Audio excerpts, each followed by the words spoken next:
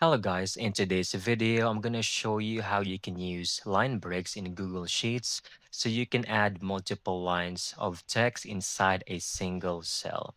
This is perfect for addresses, list, or neatly formatted notes. Let's begin.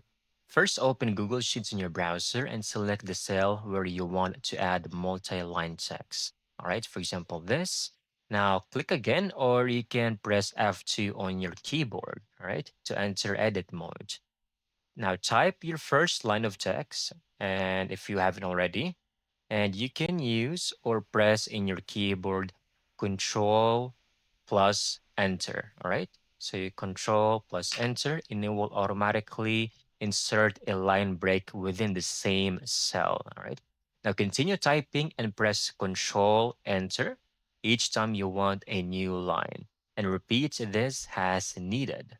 So you can just Control Enter, and that's how you can easily get this done. All right. And that's it. I hope you found this video very helpful.